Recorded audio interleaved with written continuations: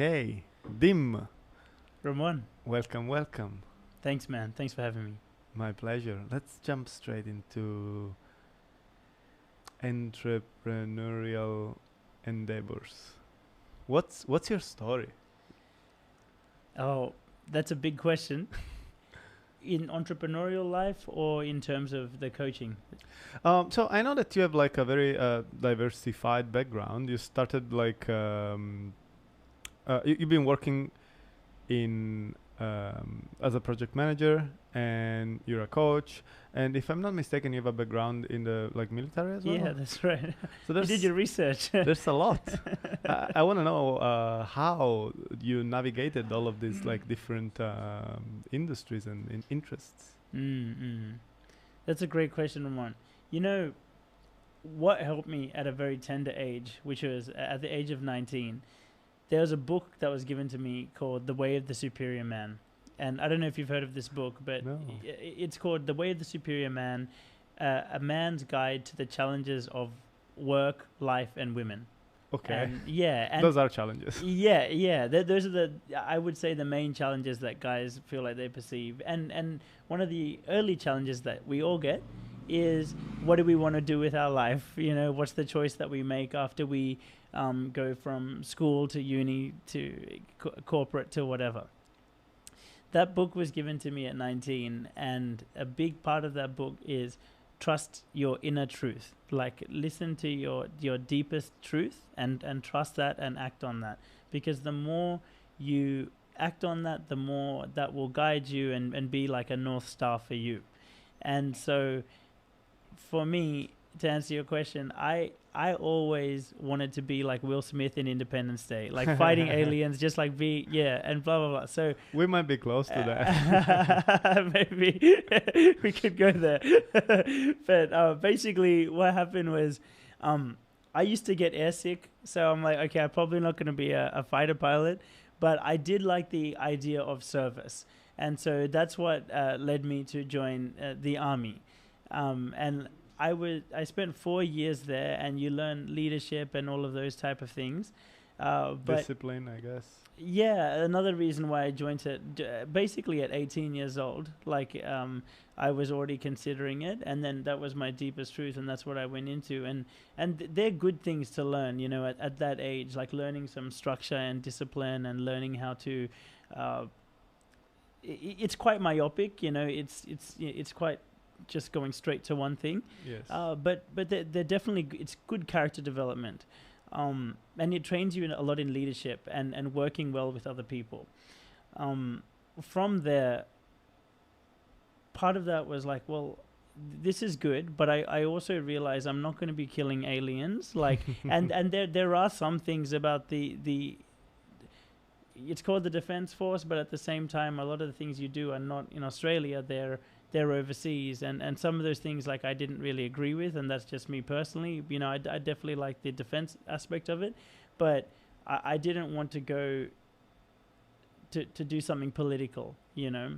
Makes sense. Yeah, take a bit more control of my destiny, and that's why I was able to easily go into being a project manager, like into corporate, because being an army officer and being a project manager, it's kind of the same skill set. So like at 22, I was doing project management, and it helped that I went into an organization like HP that hadn't had a graduate program in like 6 years. So they had a whole kind of upper middle management and senior workforce. They didn't have anyone like at the junior levels as such. And so when I came into it, I was able to take up a lot of I had the opportunity to take up a lot of responsibility at a young age, and thanks to the army training, it helped. But how did it help? What kind of like skill set that you learned during your army experience could you like apply on the? It's I would say it's not getting caught up in the process, rather having your eye on the purpose behind what you're doing. In the army, they called it commander's intent. So, because as everyone would know, in any movie, army movie, for example, the plan never goes to plan, right? Yes. Yeah, and so what that means is, don't have too much attachment to that individual plan. you have to rather be conscious about, in the army they call it commander's intent. Commander's intent basically means what does your one up, like your boss, what do they really want to achieve here, and what does your boss's boss really want to achieve here? And so in the perspective of the army, like that's like that gives you like a true north about what you're really doing here. And then it doesn't really matter, like if you're trying this way or that way, it doesn't matter as long as you're really meeting the purpose. And so when I went into project management, and so that's your North Star, like the real purpose. And then it's about recognizing that, for example, it's a common illusion to think that, you know, because of the ranks, that like an officer is more smarter or paid more or whatever than a soldier. But that's not true. Some people choose to be officers where they're like the leading teams and things like that. But some people just want to be specialists, where they want to be a filmmaker, or they want to be a damn good producer or a sound technician, and they just want to be the best in that field. And it gives you a level of respect for, you know what, like that person who's a rifleman, or that person who is a software engineer, or whatever.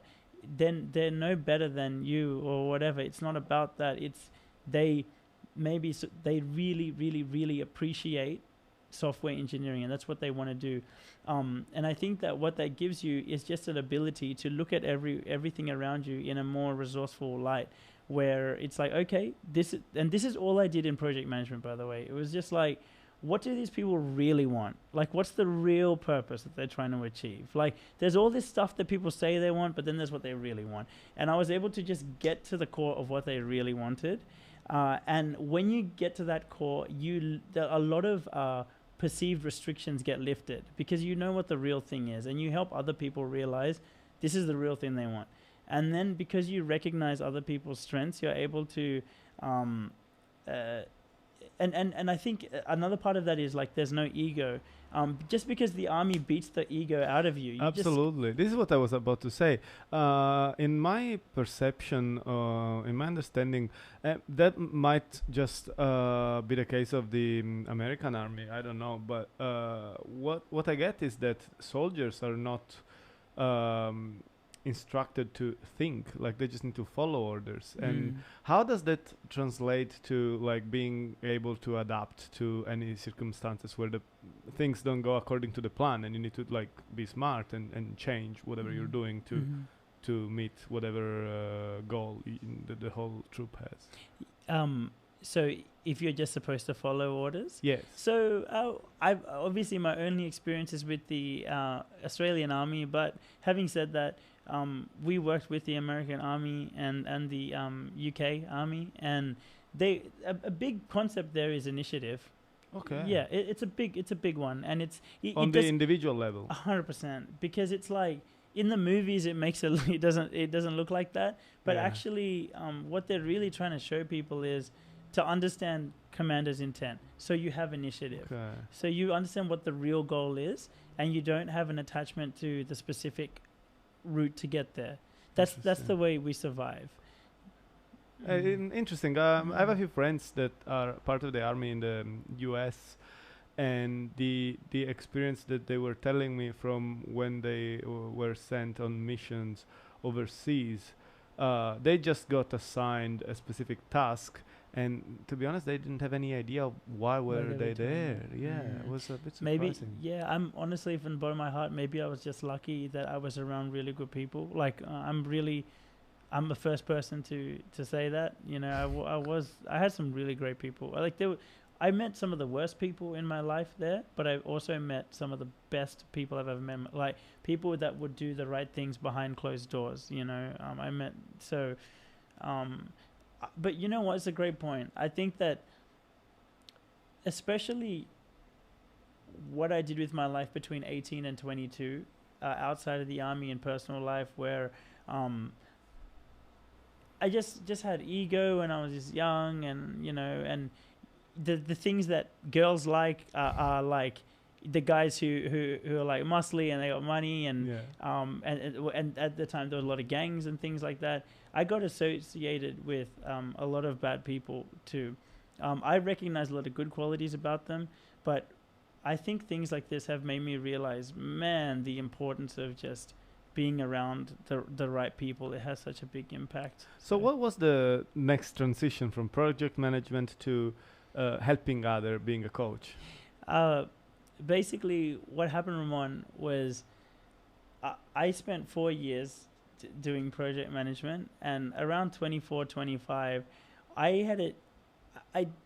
One of my highest values is contribution and like helping others. You know, I think a lot of people have that, and for me, I personally didn't feel that was happening in that place that I was working at, and what ended up happening was I was doing the senior project managers. I was getting paid 60 grand a year, but because I had come from the grad program, and I was doing a senior project manager's job. Like guys that get paid 160 grand a year, they I would be they would be giving me some of their projects and I'd be doing them. Well, I see. One day, I had delivered a 6-month project, which basically I realized later was they all thought it was supposed to be impossible to deliver. No one wanted to put their reputation on it, and it was given to me. I didn't know any of this stuff, right? And it was given to me, and I didn't know it was supposed to be impossible. And I basically just used like OG army skills, which was just like, okay, well, I don't know how we're going to do this. I just got everyone in the room together and was like, I was like, boys, like, how long does it take to do this job? How long does it take? And I just did that, and we were able to deliver this thing.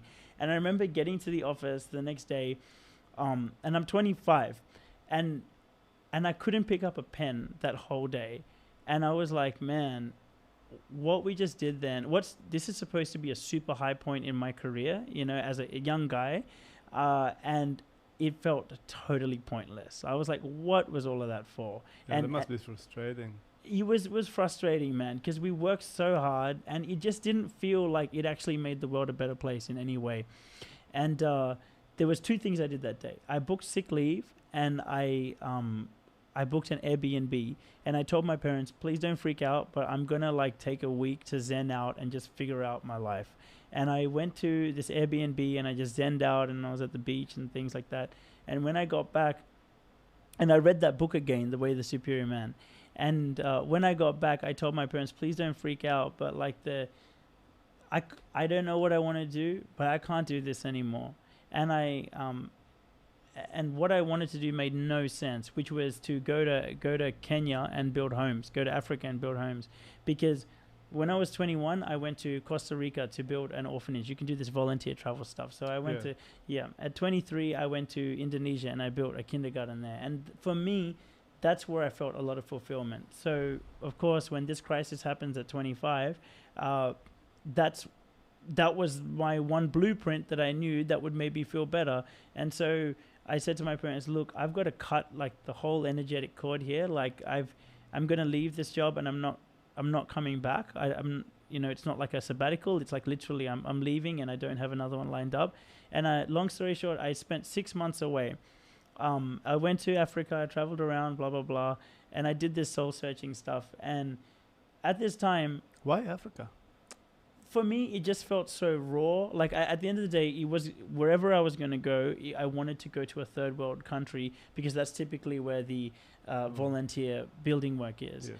But I think especially because the pain in me was so much of feeling so unfulfilled that a place like Africa, it just felt so raw and so like challenging, that it's kind of like the equal and opposite thing that I needed to help me break through this like pent up stress that I had. So I needed that. That's why I chose it. It just felt very honest work to do. So and for me, man, culturally, especially people who are like Asian and I would say predominantly Asians. Like I've known, like my wife's Russian, so I know that they have this as well. It's kind of like your parents when you're growing up. You're either a doctor, an engineer, a lawyer, or a failure. Like that's the kind of mentality, you know. And I don't know if you have that Italian. In Italy, I guess everyone's a failure anyway. But I'm I love biased. Italians, Italy, man. Italy is a cool place for certain things, for very few things. That's beautiful. I love Italians, man. So what did you do in Africa? Well, okay, so look, I was building I was building homes for a couple of weeks. I climbed Kilimanjaro. Like I went through the east and the south, and where I was going with that point, Ramon, was that because of, I think, the cultural upbringing, the story is you do the HSC, you get into uni, then you get a job, and then you get married, and then you shut the F up. Like, that's the story, you know? And for me, I had done enough of that story to be, because I hated uni, and then I was in corporate, and it wasn't fulfilling. And I'm like, man, I've done enough of this to, like, start to question this a bit. Yeah. And so I went to figure stuff out. But in doing that, my friends who are, like, my close friends to this day, they didn't know what to say to me, because I was really traveling off the beaten path at that point. I didn't mean to. I was not brave. This was out of pain. Like, I was in pain for being in a place I was so unfulfilled in. And the thing that came to my aid, Ramon, was these personal development books and things like that. It was Tony Robbins and Eckhart Tolle and all of these guys, right? So to answer your question the long way, when I got back from Africa, there was a lot of things that I learned through these books that gave me guidance during this time.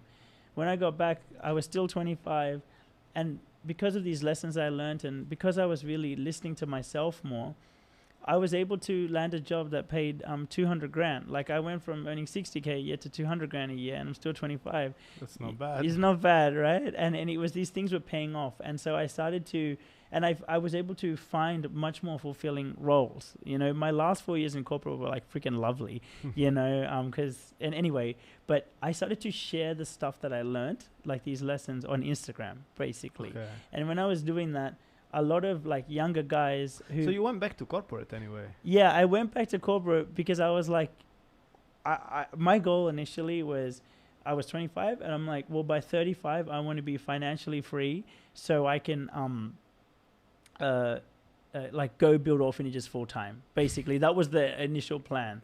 And I going back to corporate, you know, it was earning good money. I bought, like, you know, I've got, like, 4 properties now. I had 6 at one point. Like, I built up, like, a property portfolio. So I was very much pursuing this plan.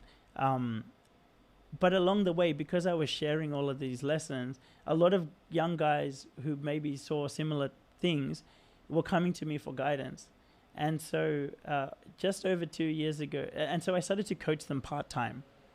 And just over 2 years ago, I had a really great job at PwC before I left, and who I have great relationships with to this day, like, to the point that they even said, hey, if you'd like to come back, you know, we'd love to have you back. So they're beautiful people.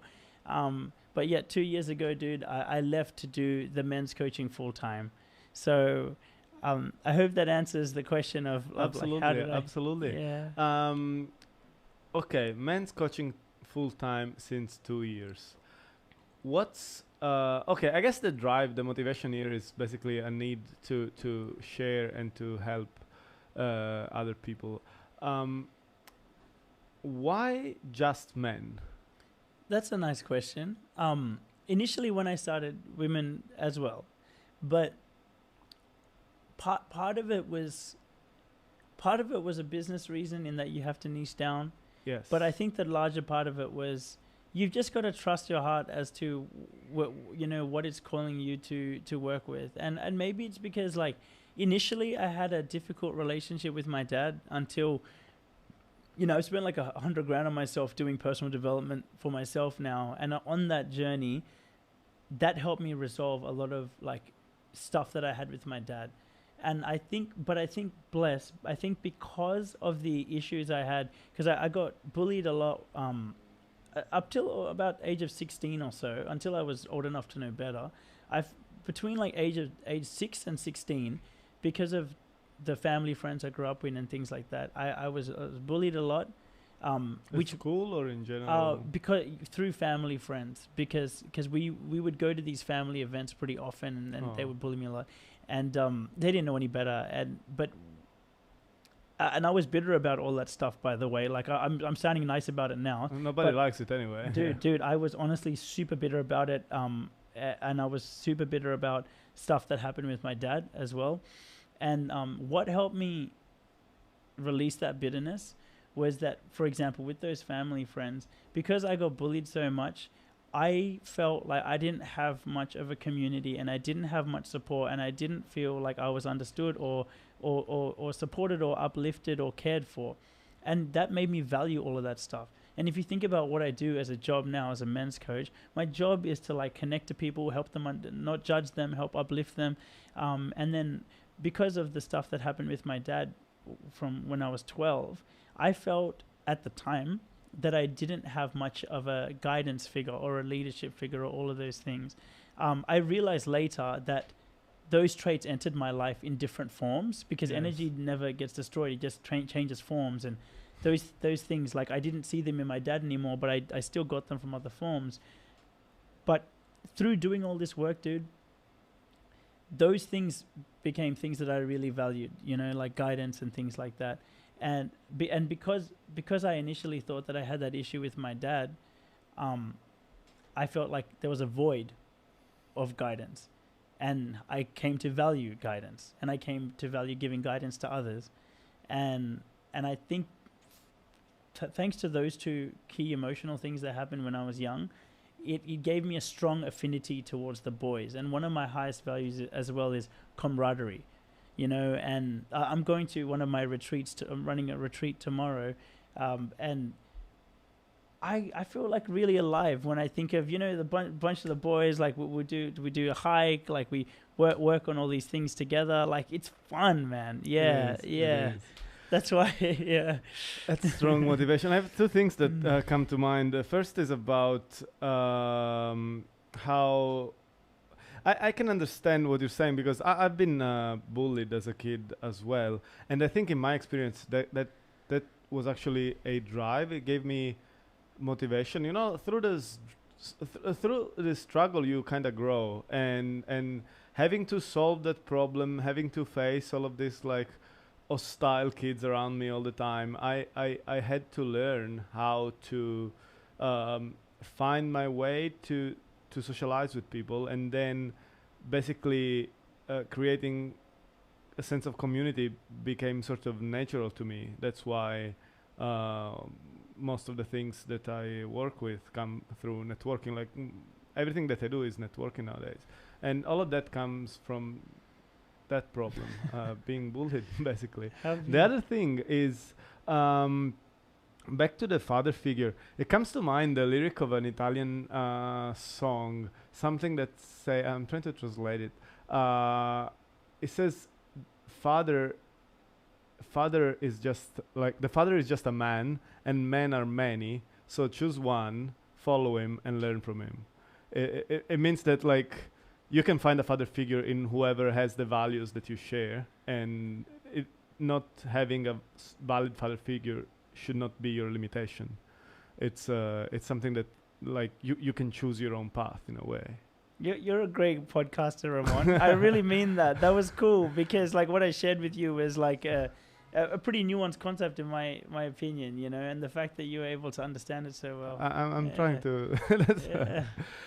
So back to the thanks. Back to the motivation. How does your program work? Let's get in depth of like what you do, how you help people. Here's the easiest way I can explain that, Ramon. I honestly believe, and I'm sure you believe this as well, there's going to be a time in the future where all men will know how to healthily process their emotions. There will be a time in the future where all men know what their purpose is, and they're not going to be having bad self-talk or self-sabotage. They're going to be out of their own way, and they're going to be pursuing their future, and they're going to be feeling fulfilled and driven and alive while they're doing it. The work I'm trying to do is to help create that future. Okay. That's what I do. Right, and so everything that I do is reverse engineered from that. And so, for example, one of the initial things I do with the guys is help them understand themselves. So first we catalog. a lot of guys felt that they haven't expressed themselves totally. Like, I'm really lucky. Like, I get someone like you who wants to like podcast me and ask my story. A lot of people, everyone has something they want to share, you know, and it's the first thing I do is give them a platform to express all of that, so they get it out there. And when you create an opening like that, then you can ask them some deeper questions, like you help them find their values. Because the thing is, one of the big truths of life that I found is, if you want to find the real secret to motivation and fulfillment and all of this stuff, you've got to understand what your inner values are, and then you've got to prioritize your life around them. Because if you value something, you will naturally find a way to do it. You either do it in the light or in the dark, but you find a way to, like, if you really love driving, if you don't get to actively drive, you know, enough, then probably when you get behind the wheel of a car, you'll probably speed or something like that. Yes. So you've got to, and here's the thing, your values are a big part of who you are. So the more you accept what your values are and live them, it's like the more you accept yourself. So you just feel happier and fulfilled because you get to do more of you. That's one of the first things I do with the boys. And here's the thing, your purpose, your life purpose, all those things, it comes from your values. Because no matter what your purpose, what you think your purpose is, it's probably going to incorporate your values. It's going to be an expression of your values. That's in my experience of like over like 6 years of helping guys find their purpose. It's something I have a natural knack for. It's always something to do with their highest values. So you help them understand their values, you help them understand their purpose, and when you get them to that point, then the last stop usually, or not, maybe the second last stop, is helping them get out of their own way. Because sometimes a lot of the boys, self-sabotage. A lot of boys know what they need to do, but the issue is doing it. A lot of boys like will watch the podcast and they know all this stuff. They'll know the books, but whatever, something's stopping them from doing it. And it's getting to the root cause of that. The root cause of that is typically in one of two places.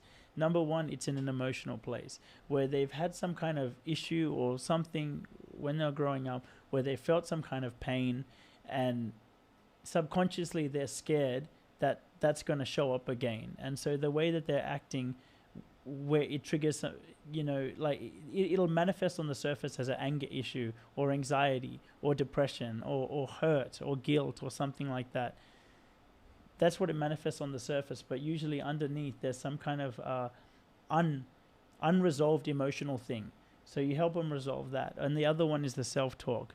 And that's usually because of beliefs that are going on in their head, where, for example, I used to think, oh, because I'm from the western suburb, like it sounds silly now when I say it, but I'm like, oh, because I'm from the western suburbs, none of like these, like the more upper class people won't really accept me or whatever. But that's really just me getting in my own way. And maybe there's some truth in it, but at the end of the day, it's not going to help you progress your life. And so it's helping them understand what those disempowering beliefs are.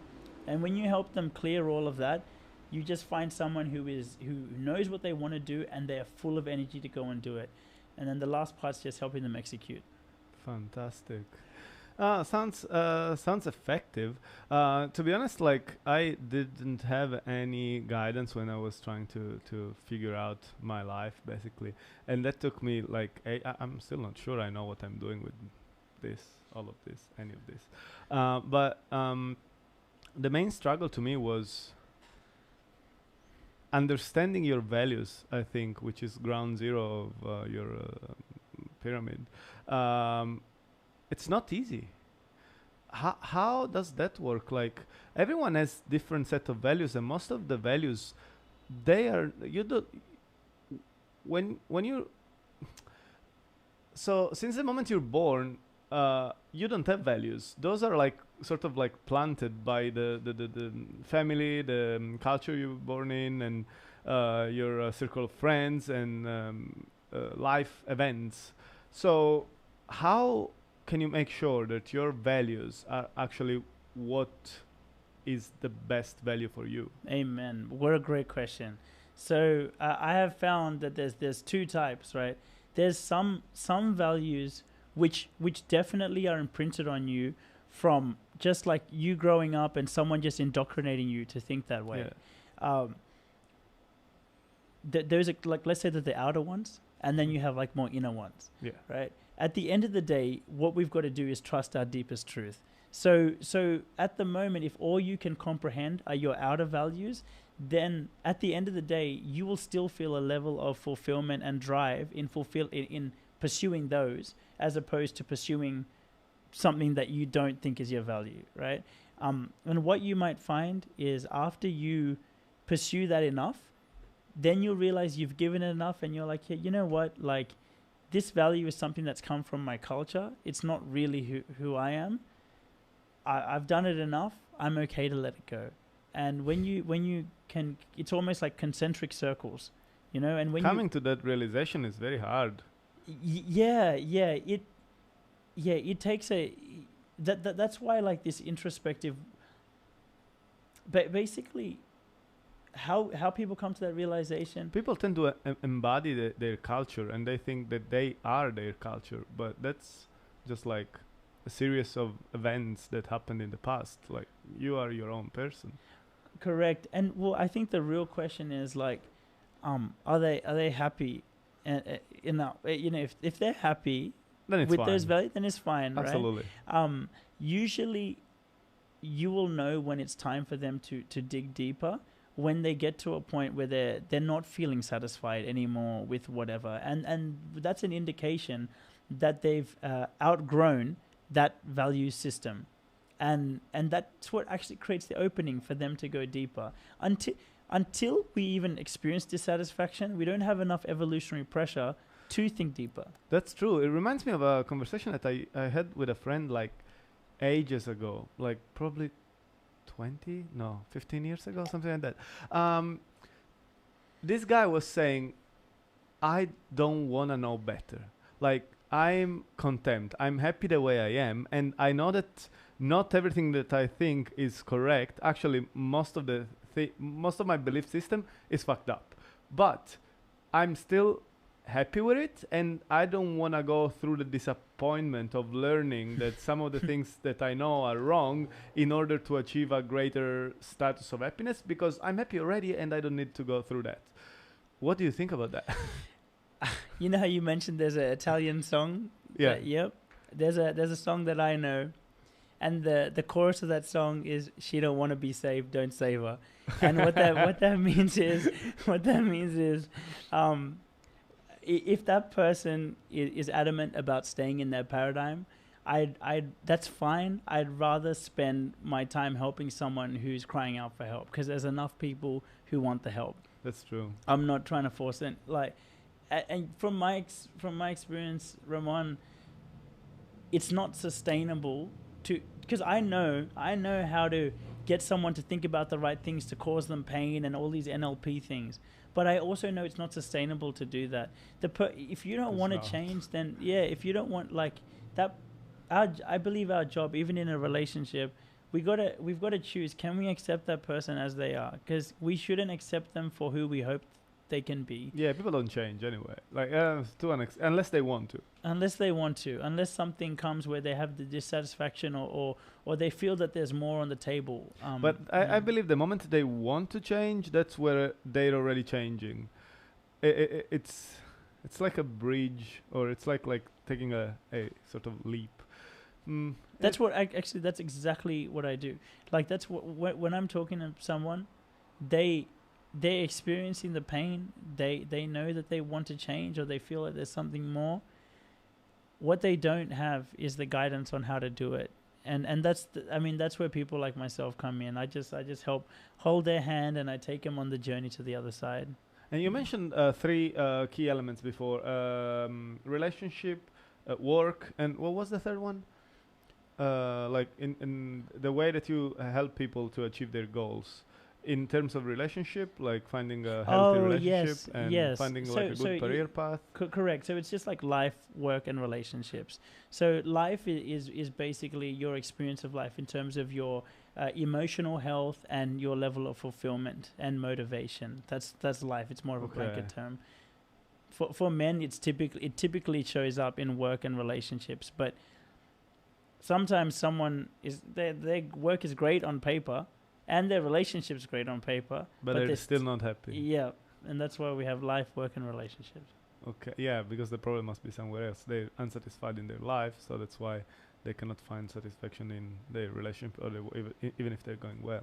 Correct. How do you help with relationships? In different ways. In different ways. Sometimes I get guys who are. This is really like fulfilling to me. So like, I'm smiling when I'm talking about it. But like, there are guys who've come to my retreats and they've been single, and 6 months later, like they're with the one. Oh, And it's and, amazing. and that you can't promise that. You can't put that in marketing material. No one can ever promise that. But Did they meet at the retreat? no, because it's a guys' retreat. But what you find, Oh, right. and I really believe this because this is what helped me find my my fiance, and I found her when I was 29, and I feel like the biggest thing that helped me find her was the more and more and more I lived my truth, the more and more I lived my purpose.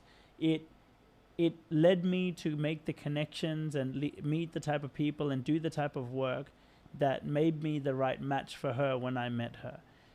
So I'm a strong advocate of living knowing your purpose and living it.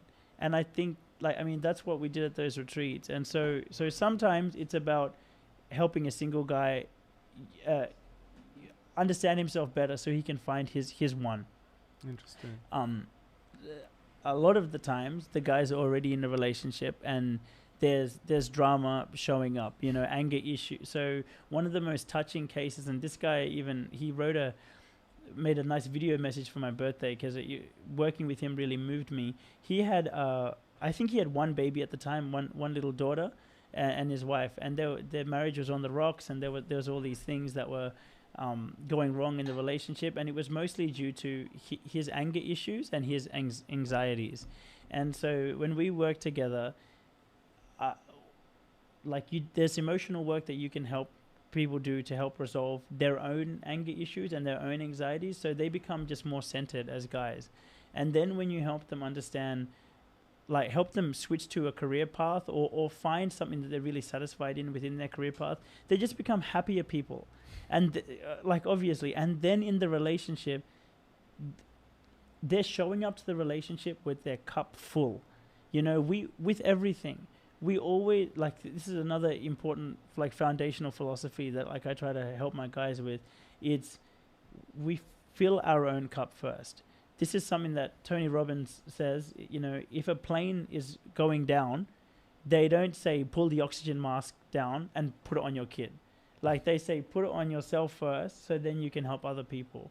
And so that's a key philosophy that I take the guys through because after the retreats we do a 6-week follow-up support program and things like that, and that's all about having the right rituals in place. And one of those rituals is a good morning routine to help them. I show them some breathing, Wim Hof breathing, you would know that. So it's like Wim Hof breathing, and then you do meditation or whatever. You help them maybe they want to go to the gym, maybe they want to surf, whatever it is for them to feel honestly like they filled their own cup first a little bit. When you do that, then the person comes to the relationship with a full cup, and what they're giving with, and not just their relationship with their wife, any relationship, they're giving with the overflows of their cup, not from the contents of their cup.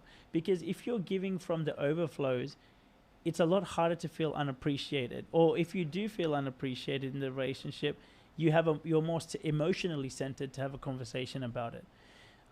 With this guy I'm specifically referring to, because he just started to feel a lot happier. His little daughter, this is my favorite part of the story. His little daughter was never really close to him before. His daughter now would just grab onto his legs, wouldn't let him leave the house, always with him, which is amazing. They have a second kid now, their family's blooming, and their relationship's really great.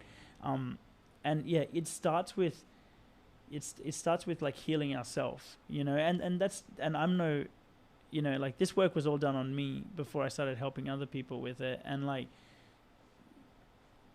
Anna and I always work on this stuff. I have a theory of selfishness. Basically, I agree with what you just said. If you focus on yourself, in the sense, try to be. That sounds trivial, but the way people phrase it is try to be the best version of yourself. it means that you cannot like deal with relationship with people in general if you're not happy already on your own. So if you work on yourself to be happy and to feel satisfied with your own life, then of course you're gonna attract positive people and you're gonna look more interesting, and because like happy people look much better anyway. So I was reading this study where like they were just showing, and it was amazing.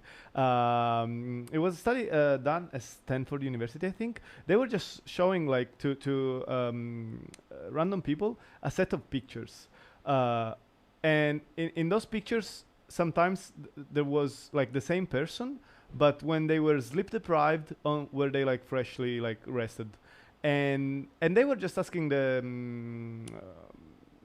test people to tell if they were finding those people attractive. More attractive, right? Yes. So the same person, like they were shuffling pictures, so you don't remember if you have already seen somebody, but they will go like, this guy is attractive or this woman is not attractive, and the same person would be not attractive if they were like super tired and they were attractive. And that's the same thing. Like if you're in a good mindset, you tend to attract people, and you tend to attract positive people. If you're grumpy all the time or upset or nervous, your life is not gonna go well. Not just because you attract negativity, but because you're not in the right spot, in the right mindset, and it's all a chain. Like everything is connected in a way. One of the most important teachings that I try to help everyone with, it's called state management. You know, when I say state, it's kind of like mood or energy management. The thing is, if you keep showing up to your freaking relationship in a lousy state, your relationship is probably not going to have as good a chance of being amazing as if you showed up into your relationship in a fresh state. Yes. Right? And that's obviously really easy to say, but there are protocols which are not that hard, which if you just consciously know that, hey, you know what, I should always strive to show up to my relationship in a good state. Tony Robbins calls it a beautiful state. So you don't have to be like all the time, right? Like, but just calm, peaceful, easeful. So, you know, you can have positive expressions of lower energy states, you know, where you're just peaceful, and then you have a generally joyful state. State management is one of the most important things. Like when you know, okay, you know what, I've got to actually show up in a good state, then you can start to instill some different protocols. Like one of them is called having a third space, which basically means like, okay, I'm coming home from work. I don't want to come home like all defeated and looking like shit or whatever to my wife.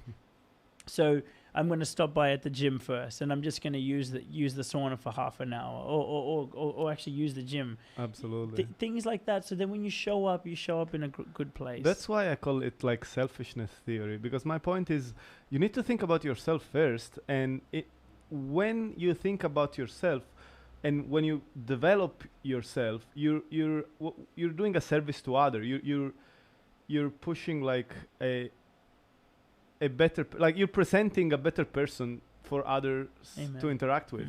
That's the whole point. How do you deal with unachievable goals? Can I say something quickly on the selfishness thing first? In addition to what you just said, here's the thing that a lot of people don't understand when they say, oh no, I don't want to be selfish. The truth is, if you don't do selfishness in the light, it will still come out in the dark. What that means is all of us has the trait of selfishness. There's no one who's not selfish. The question is, are you owning the fact that you're being like that? Are you doing it in the light where you're like, hey, you know what? I need some time for myself, you know, and you're putting it in the light. Because if you don't, then you become the type of person that, you know, I was, where you're doing things but you're hoping for something in return, or you're getting upset when people are not considering you or not appreciating you. But that means what you're doing is not really a selfless act. Then you're still doing it because you're hoping for something for yourself. It's better to just say, hey, this is how I would like to receive, because the truth is, all humans need to receive. Absolutely. Right? So we all do. So it's better to just own that and put it in the light, and then that way, when you give, you can give without getting upset. You can just give totally as well. Do you believe in selfless acts, in the sense that when people do something good for others, it's always like they get a validating feeling. Like if I do something good to you, it's gonna be I'm gonna feel good because I helped you out. So don't you think that some people just chase that feeling? Like I need to do good so I would feel good. Yes, I do think people would chase that feeling, and I think I think that ultimately we're all just trying to feel good. I think, right? Yes. And so I think my only thing is, well, if we're all just trying to feel good, let's at least try to feel good using healthy protocols. Let's try to feel good by eating good and exercising and doing something that adds value to humanity. That's my own humble philosophy about that. No, makes sense. Jumping back to my previous question. Yeah. So the ultimate goal is to feeling good, basically. What if somebody has such crazy unachievable dreams? That was the reason behind my question. Like some people have goals so high that it's not impossible but very unlikely to achieve those. And do you think for that kind of people, is there a way to like not feel frustrated during the whole like existence, basically, and find happiness somewhere else while still trying to chase their unachievable dreams? Well said. Look, I've had guys that were on the verge of like a marriage collapse, who marriage collapse, alcoholics, hated their job, like everything was falling apart, to a year later they're making 30 grand a month with their their own consultancy. They've got a great relationship with their wife. Like they've moved out to a new beautiful home. For them, that transition is totally unachievable. I think in that situation, it's just taking it one step at a time. And ultimately, man, what gives happiness for all of us is feeling like we're progressing. Yes. And so even if someone has I've helped other guys make 100 grand a month. Like they were school teachers when they started, and now like these boys are making like 100,000 a month selling their Amazon stuff and blah blah blah. What intrinsically makes us happy is progress. So it's not about being attached to the 100,000 a month or like these psycho goals that like it's just a growth we can't comprehend. Yeah, it's understanding like where you are on the journey. Like part of it is the mindset of just going, dude, it's not about that, because you don't know, like there's this really wonderful movie called I think it's called Peaceful Warrior. Like the book and the movie have a different name. It's The Spiritual Warrior, The Peaceful Warrior. It's basically it's a true story about an Olympic athlete who is a male gymnast, and he breaks his back in a motorbike accident. Ouch. And then it's about the spiritual journey of him recovering himself and finding fulfillment within, instead of just putting it on the gold medal. And on this, there's this really beautiful lesson that was in this movie, where basically he says, look, as soon as you heal your back up enough, I'm going to take you on this big hike to the top of this hill, because at the top of this hill there's going to be this really cool thing I want to show you. So the guy gets super motivated, on his recovery journey, and even on his way up to the top of this steep hill over hours through the early morning, he's so happy and happy about the whole thing. Anyway, he gets to the top of the hill and he's like, okay, cool. What was the thing that you wanted to show me? The top of the mountain, I should say. The guide was like, it's this rock right here. And then the guy gets super pissed and he's like, wait, what are you talking about? Like, you had me all G'd up, and what you want me to show you is this stupid rock. This must be a joke. And then the lesson is, dude, you may say you want a Ferrari, but like, you don't know what it's like to actually own a Ferrari. Maybe it's not as good as you think it is. And by the way, like when you sit in the inside of a Ferrari, the interior of it is not that better than a Toyota 86, because a lot of these like sports cars, like they don't have like a nice glamorous interior, and there's a whole I still want a Ferrari, but there's still a but you've got to acknowledge that there's a massive headache that comes with having a Ferrari. Well, it's not very spacious for a Oh, it's not there is, you know, man, with everything we live in a world of duality. There is equal benefits as there is drawbacks with everything. Absolutely. You know, and so what's your drive to like wanting to have a Ferrari? You know what? I think just a Ferrari or any sport car? I've always wanted a Ferrari. The reason being is I've really thought about this. See, I always loved flying, even though I got airsick. I loved the idea of being a pilot and whatever. And I've had my my current car for 9 years, which is a sports car as well. Okay. And what is that? It's a Toyota 86. I bought it brand new when I was 22. Okay. And I love that car. Like most people who see that car think they ask, is it like a year old? Because I've really looked after that thing. For me, I just love, like, I love cars. I love the open road. I love driving. It almost makes me feel like I'm flying, you know, and that's why I have such a high value on cars. And that's why I do believe in the end I'm going to still get the Ferrari. But the point I'm trying to make is, you would be deluded to think that the Ferrari was all good and not bad. Like the Ferrari is going to have some massive headaches that come along with it. In the same way, it's a delusion to think that, to go back to your question, all these massive goals, it's a delusion to think that they're all good and not bad. Like they're going to come with some real big freaking headaches. So when someone understands fundamentally that there is that it's not that glamorous, like it's still awesome, you should still do it, but there's going to be a headache that comes with it too. Then it allows you to open up to the fact that, you know what, I've got to find the fulfillment in my working towards it every day. Makes sense. The only reason why I don't want a Ferrari is because it's basically impossible to have sex in a Ferrari. Like, it's too small. Do we have any questions? You can try on the side seat, which is it's not very comfortable. That's why you got to get a Lamborghini. That's funny. Maybe. No, trust me. I'll consider a Lamborghini.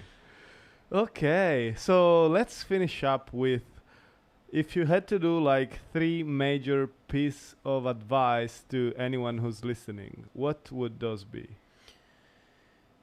Number 1, find your deepest truth. Make that a priority. Go take a holiday.